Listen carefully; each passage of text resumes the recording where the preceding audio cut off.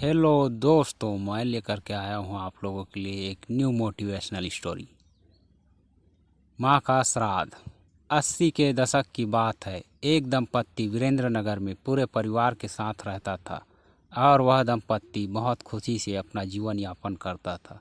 कुछ समय बीत जाने के बाद उस दंपत्ति का एक बेटा हुआ। उसने अपने बेटे को खूब पढ़ाया लिखाया और वह साहब बन गया। अच्छे ओहदे पर होने के कारण अच्छी बहू मिल गई और उसके साथ उस दंपत्ति ने अपने बेटे का विवाह संपन्न करवा दिया और वह सब खुशहाल जीवन व्यतीत करने लगे।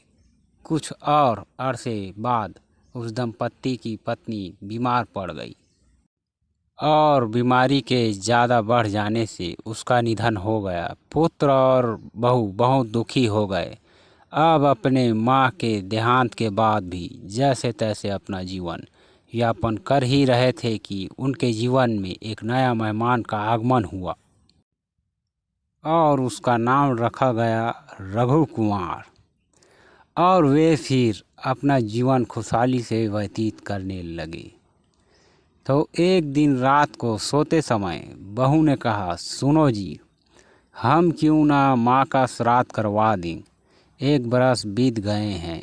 बेटे ने अपनी पत्नी के बातों पर ध्यान नहीं दिया और सो गया। तभी एक दिन अचानक खेलते खेलते रघु कुमार 2 माले से नीचे गिर गया और बेहोश हो गया। तब उसकी पत्नी ने जोर से चिल्लाई और अपने पति को बुलाने को पास के रिश्तेदारों को भेज दिया। अब उसका पति जब घर आया तो रघु कुमार को लेकर डॉक्टर के पास गए। डॉक्टर ने पूरा इलाज करने के बाद कहा, रघु कुमार तो कुछ भी नहीं हुआ है, वह बेहोश हो गया था। और वे रघु कुमार को लेकर अपने घर चले गए और खाना पीना खाकर आराम करने लगे।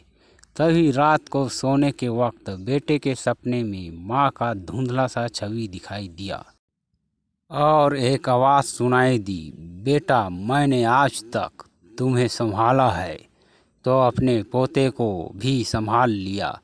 बस इतना सुनते ही उसका बेटा चीख पड़ा, माँ।